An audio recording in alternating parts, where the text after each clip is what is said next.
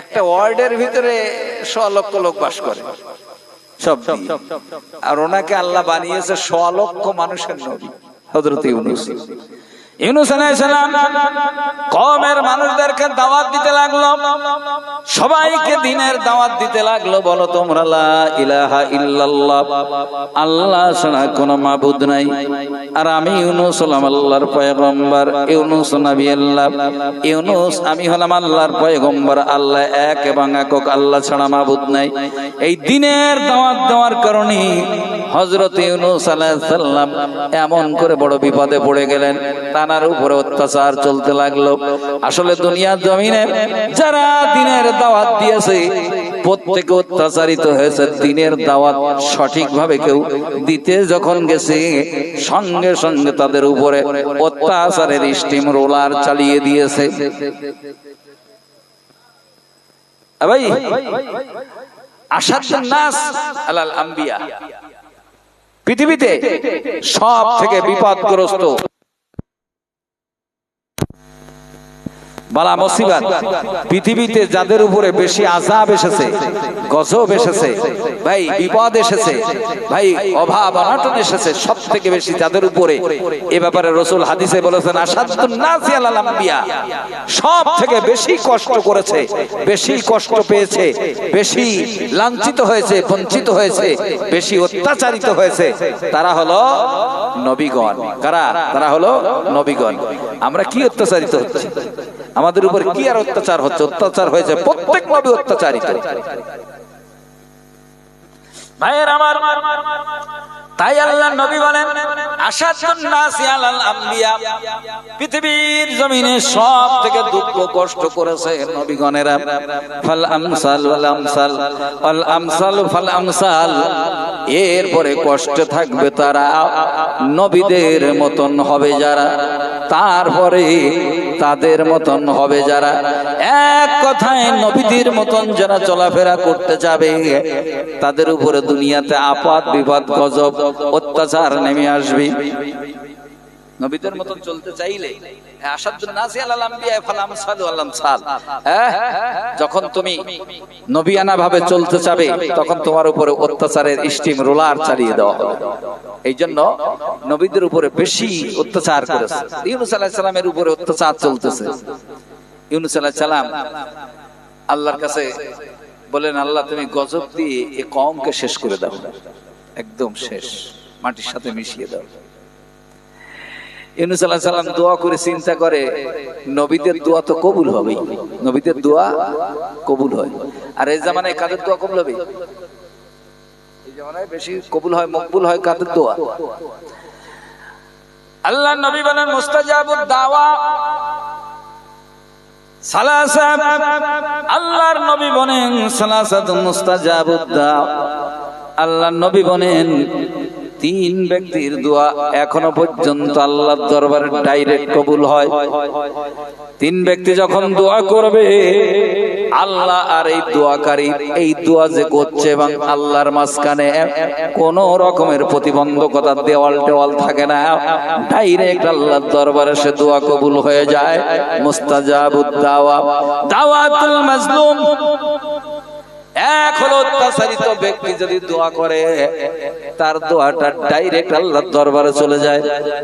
2 নম্বরে দাওয়াতুল ওয়ালিদাইন, মা বাপ যদি তোমাদের জন্য দোয়া বা বদদোয়া করে দেয়, সেটাও ডাইরেক্ট দোয়া কবুল হয়ে যায়।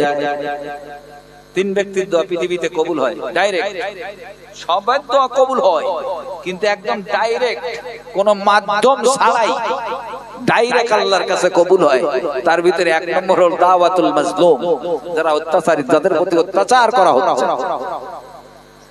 ভাই, ফিলিস্তিনদের উপর অত্যাচার হয়েছে না হয়নি? গাজার উপরে অত্যাচার হয়েছে। গাজায় কোনো বসবাসকারী লোক ছিল না, গাজা ধূলিসাৎ করে দিয়েছে। ছোট ছোট বাচ্চাগুলো আমরা দেখেছি, তারা কিভাবে মারা গেছে, কিভাবে তাদের দাফন করা হচ্ছে, কবর টবর না গর্ত খুঁড়ে ওইভাবে দিয়ে চাপা দেওয়া। কয়টারে দেবে? এরকম হয়েছে না? দেখেন ইন্টারনেটে। কারা মেরেছে? ইহুদিরা। কারা মেরেছে? ইসরায়েল ইহুদিরা। তাদের আর্তনাদ, তাদের দোয়া অত্যাচারিত ব্যক্তির দোয়া, মাজলুমের দোয়া আল্লাহ কবুল করে নিয়ে খামেনিকে লাগাই দিয়েছে। হ্যাঁ, খামেনি ইসরায়েলটাকেও গাজা বানায় দিয়েছে। কি বলে, কিচ্ছু রাখে নাই, ধুলিসাৎ। ট্রাম্প যখন দেখলো ওইটা হলো এক হনুমান, বান্দর, দেখলেই বান্দর মনে হয়, তাই না? ট্রাম্পের দেখবেন আর হনুমান দেখবেন, প্রায় সেম ক্যাটাগরি। হ্যাঁ, এই বাদরটা, এই বাদর চিন্তা করলে এবার যেভাবে আশ্রা দিচ্ছে এ তো হেরে যাবে। হ্যাঁ, ইসরায়েল ও হেরে যাবে। হ্যাঁ, প্যাটেল যদি হেরে যায় সম্মান আমার চলে যাবে। এই জন্য যে কোনো কায়দায় চলে বলে কলে কৌশলে হ্যাঁ যুদ্ধটাকে বন্ধ করে দিয়েছে। হ্যাঁ, যুদ্ধ আর করো না, যুদ্ধ বন্ধ। হ্যাঁ, একটা মধ্যস্থতা যা হয় হবে, যুদ্ধটা বন্ধ করেছে। কারণ ও নিশ্চিত জানতো, ও জানতো এবার পরাজয় নিশ্চিত। ভাই, এই খমেনি এসে যে ধরনের চালান চালিয়েছে বাবা ইসরায়েলিদের উপরে, কি বলেন, তাতে কারো কিছু না হলে ভারতবর্ষের মুসলমানদের কিছুটা সুবিধা হয়েছে, আত্মসম্মান কিছুটা বেড়েছে নাকি? কারণ এ জাত তো সব ওই দলে, কি বলেন, দেখবেন কমেন্ট যেখানে যা এসেছে ও জাতেরা সব কমেন্ট করেছে ওদের, কি বলেন, ওদের ব্যাপারে সুন্দর আলোচনা করেছে, খুব ভালো হচ্ছে। তার মানে মুসলমান মেরে ফেলে দিলে খুশি। অধিকাংশ দেখবেন ফেসবুক টুক যারা চালান, আমি বেশি খুলে বলবো না যেহেতু সবাই আমরা জানি, অথচ আল্লাহ পাক রব্বুল আলামিন মাজলুমের দোয়া কবুল করে। তবে আমাদের ভিতরে অনেক ভালো আছে, মুসলিম ভাইদের ভিতরে অনেক ভালো আছে। হ্যাঁ, তারা অনেক ভালো কথা বলেছে। যাই হোক, তো যে কথা বলছিলাম যে মাজলুমের দোয়া কিভাবে আল্লাহ কবুল করে নিয়েছেন, দেখেন তাদের প্রতিশোধ এইভাবে কোনদিন যে ওরা এমন ভাবে পরাজিত হবে, ওদের জিন্দেগিতে ৭৭ বছর মতন হচ্ছে, ওদের জিন্দেগিতে এমন পরাজয় ওদের জীবন লাইফে ঘটে। আসলে সময় ঘনিয়ে এসেছে, একটা ইহুদি রাষ্ট্র, আসলে ওদের পৃথিবীতে কোন জায়গায় রাষ্ট্র থাকবে না, রাষ্ট্র নেই, আল্লাহ দেয়নি, ওরা গজব প্রাপ্ত। এই জন্য সারা পৃথিবীতে কোনোদিন স্থায়ী ভাবে ওরা জমি পাবে না। এই জন্য কেউ বলে না ওদের রাষ্ট্র, সবাই বলে দখলদার। কি বলে, দখলদার, এখনো পর্যন্ত বলে। অনেক দেশ তাদেরকে স্বীকৃতি দেয়নি, কি বলে, জোর জবর করে রয়েছে। আর এইভাবে সারা জীবন থাকতে হবে। তবে এক জায়গায় তোমরা জোর জবর করে থাকতে পারবা খুব বেশি হলে ৮০ বছর। কত বছর? ৮০ বছর। ৭৭ হয়ে গেছে সবে মাস শুরু। আর ৩ বছরের ঠেলা সামলে কে কোন দিক দিয়ে পালাও দেখতে তো আপনারা ইন্টারনেটের মাধ্যমে দেখেছেন। ওরা যে পথে ছিল ৭৭ বছর আগে ওই পথ দিয়ে কেমনে দৌড়ায়, করেছেন কে? আল্লাহ। মাধ্যম হলো আয়াতুল্লাহ আলী খামেনি। তবে আমাদের ভিতরে গাদ্দারি করার কারণে মুশকিল হয়ে গেল। আমরা যা মুসলমান দেশ, ৫৭টা দেশ, একটুখানি সাপোর্ট করলে কাজ হয়ে যেত, একটুখানি সাপোর্ট দিলে কাজ হয়ে যেত। কিন্তু আমরা দোয়া করি, সাপোর্ট করতে না পারি, দোয়া করি আল্লাহ যেন এভাবে ইহুদি জাতিকে আল্লাহ যেন তছনছ করে দেয়, ধ্বংস করে দেয়। সবাই বলেন আল্লাহুম্মা আমিন, আল্লাহুম্মা আমিন। ইউনূস আলাইহিস সালাম উনি গজব আসবে বলে, তাহলে গজব যখন আসবে এই এলাকা চষিয়ে দিয়ে যাবে, একদম শেষ। আমি একটু শ্বশুর বাড়ির দিকে যাই। তো শ্বশুর বাড়ি ছিল নজব শহর, মিডিলে একটা নদী ছিল, যে নদীটা ছিল মাত্র ৩২ কিলোমিটার চওড়া। ওই নদী পার হলে ওপারে শ্বশুর বাড়ি। আর ইউনূস নবীর শ্বশুর বাড়িটা খুব সুন্দর শ্বশুর বাড়ি। সব শ্বশুর বাড়ি একরকম হয় না, সবার শ্বশুর বাড়ি একরকম হয় না, বিভিন্ন রকম হয়। আল্লাহর নবী বলেন শ্বশুর বাড়ি এমন করে তোমার জন্য মধুর হাড়ি হতে পারে বা বিষের হাড়ি হতে পারে। আল্লাহর নবী বলেন শ্বশুর বাড়ি কারো জন্য হবে মধুর হাড়ি, আর কারো জন্য হয়ে যাবে বিষের হাড়ি। ভাইয়ের আমার, সাহাবারা বললেন ইয়া রাসূলুল্লাহ, মধুর হাড়ি কাদের জন্য আর বিষের হাড়ি কাদের জন্য? আল্লাহ রাসূল বলেন আরবাউম মান কুন্না। আল্লাহ রাসূল বলেন তোমরা এমন করে মহিলাদেরকে তোমরা তুনকাহুল মারাতু আরবাউম মান কুন্না, আল্লাহর নবী বলেন তোমরা মেয়েদেরকে 4টা গুণ দেখে বিয়ে করে থাকো। 4টা গুণের কারণে তোমরা মহিলাদেরকে বিয়ে করো। 4টে গুণের ভিতরে 1 নম্বর গুণ হলো, 1 নম্বর গুণ যেটা এমন করে ওয়ালি জামালিহা, মেয়েদেরকে যদি তোমরা বিয়ে করো তার ভিতরে 4টে গুণ থাকার কারণে করো। একটা গুণ হলো মেয়েটা সুন্দরী কিনা, এই সুন্দরী দেখে তোমরা বিয়ে করো। অনেকে তার কিছু থাক আর না থাক, মেয়েটা দেখতেই ভালো, ওয়ালি জামালিহা, তার সুরাত দেখে বিয়ে করা হয়, আছে না? আরে কিছু না থাকে না থাক, নাকটা চোখটা দেখ কি সুন্দর দেখতে, এই জন্যই বিয়ে করেছি।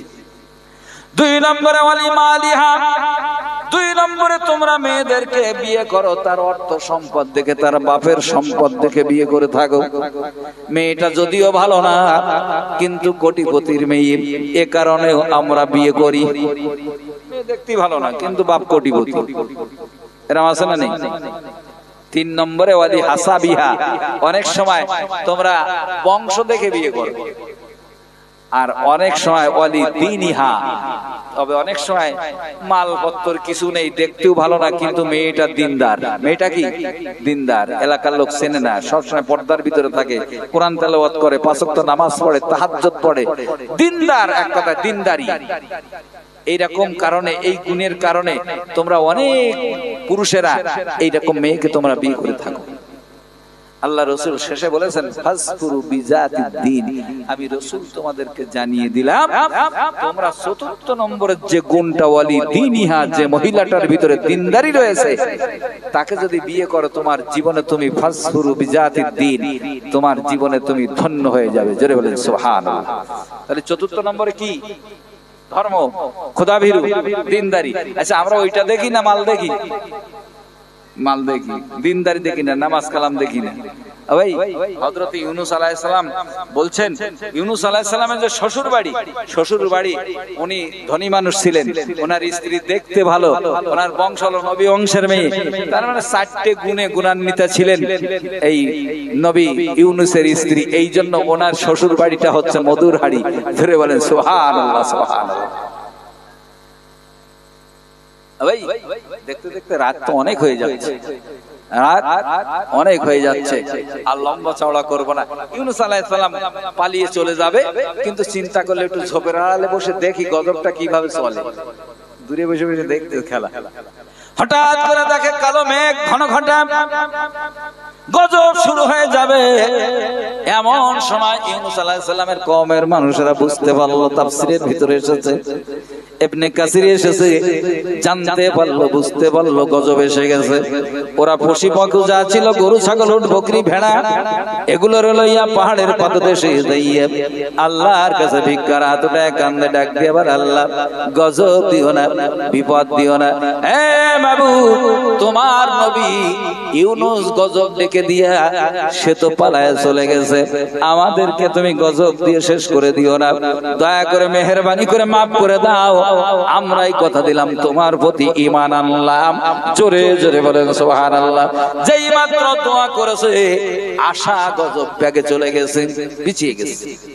গজব যখন চলে গেছে ইউনূস আলাইহিস সালাম চিন্তা করে এবার তো মায়ের আরো বেশি হবে, তার চেয়ে শ্বশুর বাড়িতে কিছুদিন ঘুরিয়ে ফিরিয়ে আসি। গেছে, যাচ্ছে শ্বশুর বাড়ি, নদী পার হতে হবে। ভাইয়ের আমার, হযরত ইউনূস আলাইহিস সালাম এমন করে নদীর পাড়ে গেলেন। ওয়া ইন্না ইউনূস লামিনাল মুরসালিন, ওই এমন করে জান্নুনি ইযহাবা মুগাদিবান আল্লান নাকদির আলাইহি। ভাইয়ের আমার তাফসীরে এসেছে ওই নৌকায় চড়ে বসেছেন, ওই নৌকায় পার হবে। 18 জন মাল্লামাজি নৌকাটা চালায়।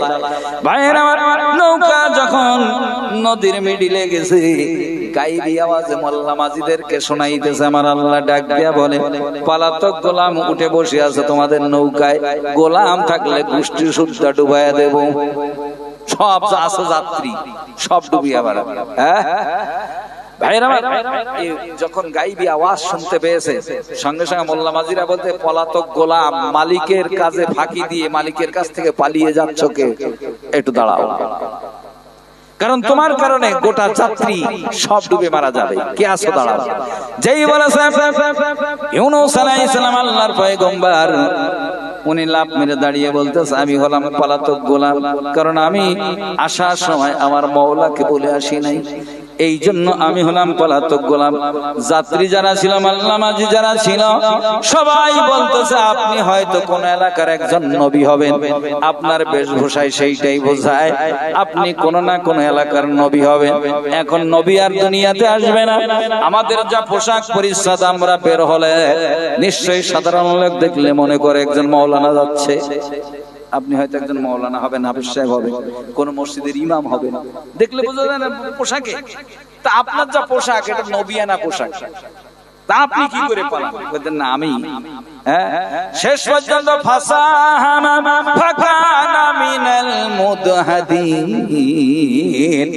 কোরআনে কারীমের ভিতরে এসেছে, এতবার বলার পরও যখন বিশ্বাস হলো না, শেষ পর্যন্ত লটারি শুরু হয়ে গেল। ওই যাত্রীদের ভিতরে লটারি, সবার নাম লিখে লটারি হচ্ছে। 3 বার ফাসাহামা ফাকানা মিনাল মুদহাদিন, এমন করে 3 বার লটারি হলো। 3 বার আল্লাহর নবী ইউনূসের নাম উঠে আসলো, 3 বার। ওই শেষ পর্যন্ত লটারিতে নাম বেঁধে যাচ্ছে, তখন আর কি অস্বীকার করবে? ভাইয়ের আমার, ইউনূস আলাইহিস সালাম চিন্তা করলেন আমাকে যদি ধরে ফেলে দেয় তাহলে তো মুশকিল, এই জন্য নিজের থেকে লাফ মারলেন।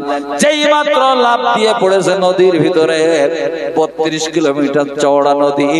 ভাইয়ের আমার, যেই মাত্র লাফ মেরে পড়েছে, ফালতাকামাহুল হুত ওয়া হুয়া মুলিম, যেই মাত্র পানিতে পড়েছে, মাছ একটা রেডি ছিল, হা করে বসেছিল, যেই পড়েছে মাছের গালের ভিতরে ঢুকে গেছে, পেটের ভিতরে চলে গেছে। বাবা ভাইয়ের আমার, কোরআনে কারীমে তাই বলতেছে ফালতাকামাহুল হুত ওয়া হুয়া মুলিম, মাছটাকে গ্রাস করে ওর ভিতরে থাকে।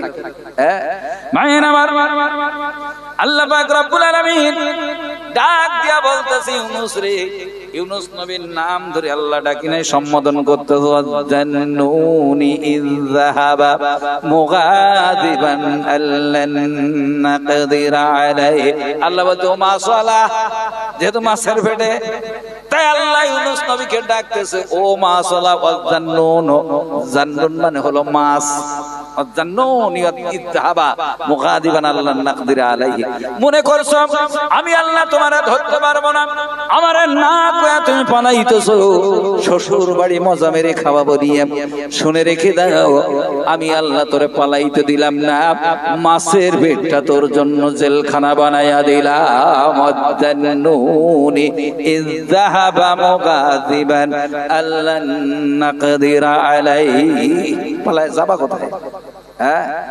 ধরে ফেলেছে, জেলখানা হয়ে গেছে মাছের পেট। মাছটা শুধু দৌড়ায়, বিরাট ছোটা ছুটতেছে। আমি তাফসীরের ভিতরে দেখছিলাম, মাছটা 40 দিনে দৌড়াই, 40 দিন ভ্রমণ করেছে মাছের পেটে বসে বসে। হযরত ইউনূস আলাইহিস সালাম 18 লক্ষ কিলোমিটার রাস্তা ভ্রমণ করেছে মাছের পেটে। সুবহানাল্লাহ বলা যাবে না? 18 লক্ষ কিলোমিটার রাস্তা ভ্রমণ করেছে হযরত ইউনূস আলাইহিস সালাম। শেষ পর্যন্ত ভাইয়ের আমার, ইউনূস আলাইহিস সালাম এমন করে মাছের পেটের ভিতরে বসে বসে উনি এমন করে শুনতে পায় পানির অতল তলদেশে পাথরের কণা, বালির কণাগুলো আল্লাহ নামে তাসবিহ পাঠ করে, জপ জিকির করে। হযরত ইউনূস আলাইহিস সালাম ওনার মনে পড়ে গেল, আহারে আমি দীর্ঘদিন ধরে আল্লাহকে ভুলে গেলাম, 40 দিন আল্লাহকে আমি ডাকি না, স্মরণ করি না। এই জন্য সঙ্গে সঙ্গে ওই মাছের পেটে বসিয়া হযরত ইউনূস আলাইহিস সালাম খোদা আল্লাহর দরবারে 2খানা ভিক্ষার হাত উঠায়া আল্লাহর কাছে বলতেছে, লা ইলাহা ইল্লা আনতা সুবহানাকা ইন্নী কুনতু মিনাজ জালিমিন। ফাসতাজাবনা লাহু ওয়া নাজ্জাইনাহু মিনাল গাম্মি ওয়া কাযালিকা নুনজিল মুমিনিন। ভাইয়ের আমার, ইউনূস আলাইহিস সালাম আল্লাহর কাছে বললেন, আল্লাহ গো, আমি এমন করে লা ইলাহা ইল্লা আনতা তুমি ছাড়া কোনো মাবুদ নাই, ইন্নী কুনতু মিনাজ জালিমিন, আর আমি আমার নিজের প্রতি বড় অত্যাচার করে ফেলেছি। ও গো আল্লাহ, দয়া করে মেহেরবানি করো আমার প্রতি। ভাইয়ের আমার, আল্লাহ পাক রব্বুল আলামিন ডাক দিয়া বলতেছে, হে ইউনূস, যদি ফালাউলা আন্নাহু কানা মিনাল মুসাব্বিহিন লালাবিসা ফি বাতনিহি ইলা ইয়াউমি ইউবআসুন। তুমি যদি আমার জিকির না করতে, আমাকে স্মরণ যদি না করতে, ফালাউলা আন্নাহু কানা মিনাল মুসাব্বিহিন, তুমি যদি আমার স্মরণ না করতে, মাছের পেটে আমি রেখে দিতাম, ইলা ইয়াউমি ইউবআসুন, কিয়ামত পর্যন্ত আমি মাছের পেটে তোমাকে রেখে দিতাম, নাজাত দিতাম না। ভাইয়ের আমার, শেষ পর্যন্ত দোয়া কবুল হলো, মাছ বমি করে দিল। আল্লাহ পাক রব্বুল আলামিন একটা লাউ গাছ লাগিয়ে দিলেন। কি গাছ? ইউনূস নবীর ছায়ার জন্য কি গাছ লাগালেন? মনে থাকবে তো? ওই আল্লাহ পাক রব্বুল আলামিন তানার জন্য শাজারাতাম মিন একতিন, একতিন মানে লাউ, আর সাজারা মানে লতাযুক্ত গাছ।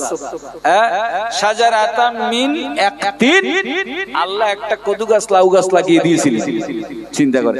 আচ্ছা, গাছটা মনে থাকবে তো? কি গাছ? লাউ গাছ। আচ্ছা, লাউ গাছ কেন? বট গাছ দিলে ছায়া ভালো হয় না নাকি? বট গাছ দিলে ছায়া ভালো হয় তো, অথচ আল্লাহ দিয়েছে কি গাছ? লাউ গাছ। এই জন্য লাউ খাওয়াটা ভালো শরীরের জন্য, শরীরের পক্ষে ভালো। এই লাউর কথাটা কোরআনে আছে না নেই? লাউর কথা আছে, ডুমুরের কথা আছে, সেগুলো তো আমরা খাবো না, খেতেই চাই না। যাই হোক, লাউ গাছ লাগালেন যাতে করে ইউনূসের ছায়া হয়। কি হয়? ইউনূস নবীর গায়ে ছায়া লাগে।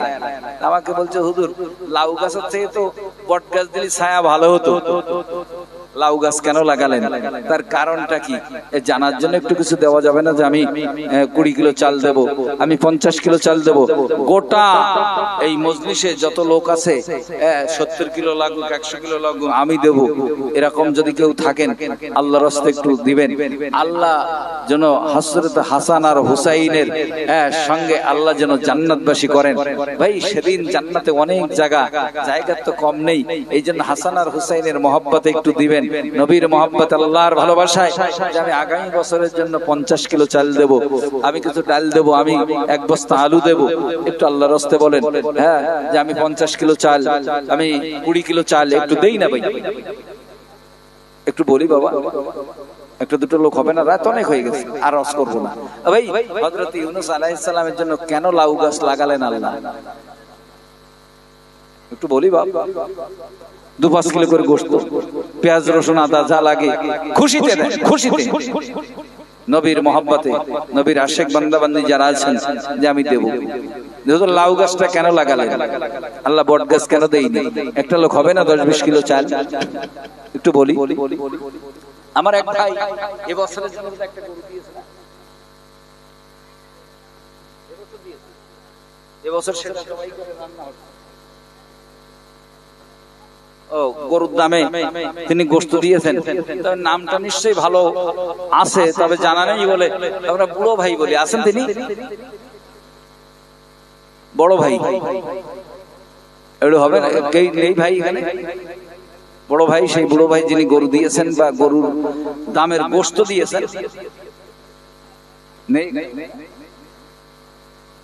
নেই। তবে আমার সামনে বসে আছেন আমার সাহেব ভাই, চলে গেছে, ছিল এখানে কম। সাহেব ভাই এখনো মনে হয় বাড়ি যায়নি। সাহেব ভাই এখানে অনেক দান করেছেন, আমরা জানি। যদি পারেন আল্লাহর রাস্তায় খুশিতে ভাই, আল্লাহ আপনার রুজি রেজেকে কাজকর্মে আল্লাহ বরকত দিবে। মা ফাতেমার দুলাল হযরতে হুসাইনের জন্য আল্লাহর রাস্তায় একটু দান করবেন, যে আমি 10 কিলো চাল দেব, আমি 5 কিলো চাল দেব, আমি কিছু পেঁয়াজ রসুন দেব, একটু লিখিয়ে দেন। আল্লাহ